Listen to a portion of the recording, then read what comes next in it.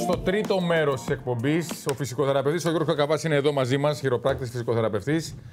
Καλή σας μέρα. Πόνο στο πέλμα είναι το θέμα. Όλοι που πονάτε. Φαντάζομαι ότι μια το αποδείτε στο περπάτημα, μια στα όχι και τόσο ωραία παπούτσια που φοράτε, στην ορθοστασία. Πολλοί είναι οι λόγοι, θα μας εξηγήσει ο Γιώργος. Ειδικά οι γυναίκες με τα τακούνια. Τι γίνεται το πέλμα. Και να διαχωρίσουμε. Μιλάμε για πέλμα. Είναι καλύτερα να μιλήσουμε για παθήσεις του πέλματος σήμερα. Του πέλματος όλου. Είναι καλύτερα να μιλήσουμε για αυτό. Απασχολεί πάρα πολύ κόσμο, όπως είπε η κυρία Νέτα, γυναίκες ειδικά. Γιατί οι γυναίκες ψωνίζουν παπούτσια με παράγοντα τη μόδα και όχι την πρακτικότητα. Είναι στον αέρα, περπατάνε στον αέρα. Και άρα ορθοπαιδικά και αθλητικά συνέχεια δεν γίνεται, κύριε Κακαβά. Γυναίκες. Θέλουμε και το τακούνι μας, Αλλά υπάρχουν ανατομικές ιδιομορφίες που δεν συμβαδίζουν με όλα τα παπούτσια. Άρα, ένας άνθρωπος έχει κάποιες ανατομικές. Το πέλμα είναι σαν ένα δακτυλικό αποτύπωμα. Ο καθένας έχει το δικό του. Άρα, μπορούμε να έχουμε έναν ασθενή με βλεσοποδία στην ποδοκνημική, ή μπορεί να έχουμε έναν ασθενή με πλατυποδία, αυτό που λέμε γενικώς πλατυποδία για να καταλαβαίνουν και οι τηλεθεατές μας, ή μπορούμε να έχουμε έναν ασθενή με κιλοποδία, με μεγαλύτερη καμάρα από το φυσιολογικό. Καμάρα. Μεγαλύτερη από το φυσιολογικό. Υπάρχουν και τέτοιοι. Μεγαλύτερη. Είναι ένα 4-5% του πληθυσμού. Έχει μεγαλύτερη καμάρα από το φυσιολογικό. Που αυτό είναι και αυτό επηρεάζει. Αυτό επηρεάζει συγκεκριμένες ανατομικές δομές του ποδιού. Ναι. Άρα μπορεί να δημιουργήσει πρόβλημα στη φτέρνα. Σε κάποιους ασθενείς αυτό που λένε συνήθως άκαρθα πτέρνας. Άκαρθα, ναι. Αυτό είναι πολύ μεγάλο πρόβλημα. Αυτό είναι πολύ μεγάλο, αλλά για να γίνει άκανθα δεν γίνεται από μια μέρα στην άλλη. Συνήθως πονάει πολύ καιρό το πόδι, κάνει επαναλαμβανόμενες φλεγμούνες και αυτό το πράγμα εμφανίζεται στην ακτινογραφία σαν μια συγκέντρωση εκεί πέρα ασβεστίου πάνω στο οστό, σε μια εξώστοση δηλαδή, που το λένε άκανθα πτέρνας. Να κάνουμε ένα διαχωρισμό εδώ. Μιλάμε τώρα για λειτουργικά προβλήματα και όχι για περιφερική νευροπάθεια ή αρτηριοπάθεια, που είναι άλλες παθήσεις αυτές. Ναι. Γιατί αυτές είναι παθήσεις. Αυτή τη στιγμή μιλάμε για ένα λειτουργικό πρόβλημα. Μπορεί να συμβεί στον οποιονδήποτε. Μπορεί να συμβεί σε έναν άνθρωπο που του αρέσει να τρέχει. Ναι. Μπορεί να του αρέσει να συμβεί σε έναν άνθρωπο που έχει πολύ ωραία ορθοστασία. Σε μια νοικοκυρά που τυχαία πήγε σε ένα μαγαζί και πήρε ένα λάθος παπούτσι. Μπορεί να συμβεί σε πάρα πολλούς ανθρώπους. Ναι. Και είναι ένα βασανιστικό πρόβλημα. Και ανεξαρτήτως ηλικίας. Βεβαίως, δεν έχει ηλικία. Γιατί είναι το πέλμα είναι μια περιοχή που δεν μπορώ να την προστατεύσω, δηλαδή δεν μπορώ να την ξεκουράσω. Ναι. Ό,τι και να κάνω, θα πρέπει να πατήσω στο πέλμα μου να πάω μέχρι την τουαλέτα, να πάω μέχρι την κουζίνα να πιω ένα ποτήρι νερό. Άρα είναι ένα πράγμα που θέλει μια πολύ καλή αξιολόγηση στην αρχή. Πολλές φορές κάνουμε ένα πελματογράφημα για να δούμε τις ιδιομορφίες του κάθε ασθενή. Είναι μια εξέταση ειδική που μας δίνει δύο πληροφορίες. Η μια πληροφορία είναι πώς φορτίζεις το πέλμα σου. Το φορτίζεις σωστά. Η δεύτερη πληροφορία ακριβώς. Αν έχει ανισοσκελία π.χ., μπορεί να με το φορτίζει σωστά. Άρα η δεύτερη πληροφορία είναι αυτή ακριβώς. Πώς φορτίζεις από το πέλμα προς τη σπονδυλική στήλη. Άρα έχουμε ασθενείς με λειτουργικές ανισοσκελίες.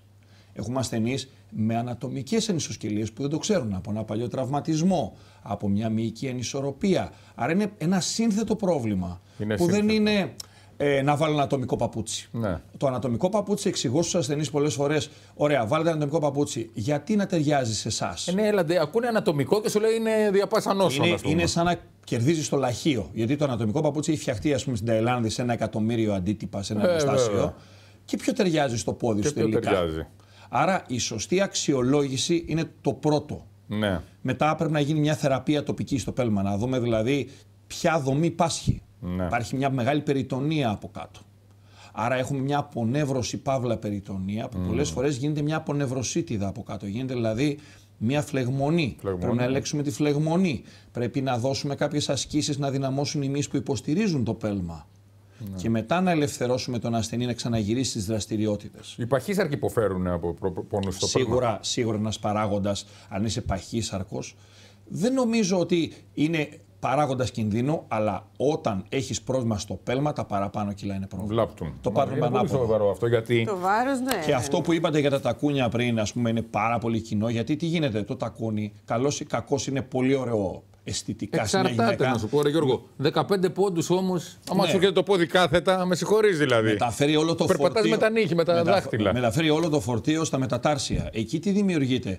Είναι αυτό που λέει: έχω πτώση μεταταρσίου. Πάρα πολλοί κόσμοι. Έρχεται και λέει: έχω πτώση μεταταρσίου. Αυτό είναι μια Πάλι δεν φαίνεται πολύ στις ακτινογραφίες. Είναι μια κατάσταση, είναι μια κάκωση της άρθρωσης. Δηλαδή υπάρχουν οι 5 αρθρώσεις στα δάχτυλα. Και κάνει κάκωση, ακριβώς. Και κάνει μια κάκωση. Ναι. Εκεί ξεκινάει ο πόνος μετά. Ναι. Όταν ξεκινάει ο πόνος, την ίδια μέρα εξηγώ στους ασθενείς που ξεκινάει ο πόνος, γι' αυτό και δεν πρέπει να το αφήνουν να γίνει χρόνιο. Έτσι. Και στην ιατρική χρόνιο είναι κάτι που είναι πάνω από 3 μήνες.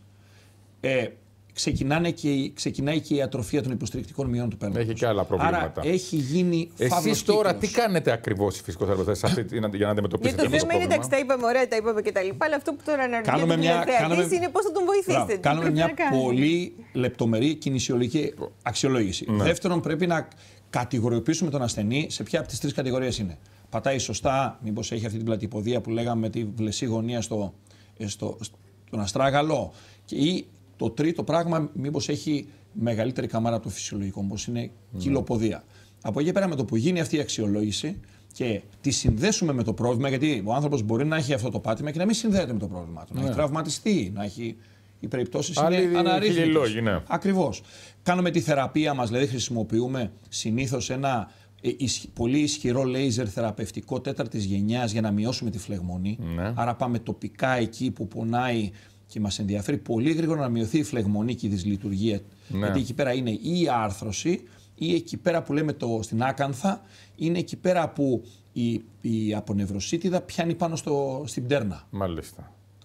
Πολλοί ασθενείς τώρα και άλλο μεγάλο πρόβλημα έχουν πρόβλημα με τον αχιλλιοτένοντα από τη στιγμή που φορτίζεται λάθος. Άλλη ιστορία. Τι σημαίνει φορτίζεται λάθος? Τα λέτε, κύριε Κακαβά, δεν είναι ειδικοί ούτε τηλεθεατές ούτε εμείς. Φορτίζεται λάθος, εξηγήστε το. Γιατί το φορτίζεται, το ξέρουμε για τα κινητά. Η φόρτιση λάθος είναι ανώμια φορτία στις αρθρώσεις, στην απονεύρωση και στους μυς του πέλματος και στις δομές τις στηρικτικές. Τένοντες, συνδέσμους, άρα τα λάθος φορτία. Τη στιγμή που ένας μέσος άνθρωπος κάνει 10.000 βήματα την ημέρα, χωρίς να κάνει γυμναστική. Τι κάνει? Ένας μέσος άνθρωπος κάνει 10.000 βήματα την ημέρα. Βήματα. Καλό αυτό για την καρδιά του. Αυτό είναι μια χαρά για την καρδιά του, αλλά ίσως είναι κακό για το πέλμα. Σε χτυπάει όμως. Κάνει όμως ο μέσος άνθρωπος τόσα βήματα την ημέρα ή θα έπρεπε να κάνει? Θα έπρεπε ίσως να κάνει. Αλλά... Γιατί υπάρχει μια διαφορά. Άλλος μπορεί να κάνει και 5 βήματα την ημέρα. Θα έπρεπε ίσως να κάνει. Αλλά έχουν μετρήσει ότι είναι γύρω στα τόσα που κάνει ένας άνθρωπος. Πάντως είναι επιβεροντικό, είναι επιβαρυντικό. Το πέλμα, ναι. Το πέλμα από τη στιγμή που είναι ένας πολύ ύπουλος τραυματισμός. Καταρχήν δεν είναι τραυματισμός γιατί δεν θυμάται ο ασθενής πώς ξεκίνησε. Λέει ξύπνησε ένα πρωί, ο πόνος είναι πολύ στο πρωί. Τα πρώτα βήματα είναι βασανιστικά το πρωί. Ναι. Δηλαδή δεν μπορεί να πάει μέχρι την κουζίνα ο άνθρωπος και βελτιώνεται μέσα στη μέρα η παθολογία, αλλά πάλι το επόμενο πρωί έχω πάλι πρόβλημα. Έχει πάλι πρόβλημα. Και λόγω της κινηματικής αλυσίδας, πολλά προβλήματα του πέλματος, το επόμενο πράγμα που θα πονέσει σε έναν ασθενή, ειδικά μετά τα 60, είναι το γόνατό του. Γιατί αλλάζει τα φορτία, αλλάζει τη βάδισή του, άρα αρχίζουν να μεταφέρονται ανώμια φορτία προς την άρθρωση του γονάτου. Άρα, όταν έχω και έναν ασθενή μετά τα 60.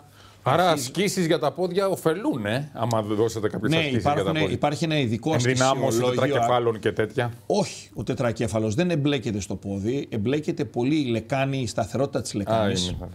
Και από εκεί και πέρα εμπλέκεται πολύ να δώσεις ασκήσεις για τους μικρούς μυς που υποστηρίζουν το πέλμα. Είναι κάποιοι μυς στην κνήμη μας που υποστηρίζουν το πέλμα. Άρα έχουμε ένα ειδικό ασκησιολόγιο που τους το μαθαίνουμε για να το κάνουν και στο σπίτι. Και πάνε καλά μετά, Ναι, έχουμε πλήρη ίαση. Έχουμε βέβαια και τους ασθενείς που χρειάζονται να φτιαχτούν ένα ζευγάρι ειδικά ορθωτικά να μπουν στο παπούτσι, αλλά δεν νομίζω ότι χρειάζονται πάρα πολλοί ασθενείς σε αυτή την προσέγγιση. Μάλιστα.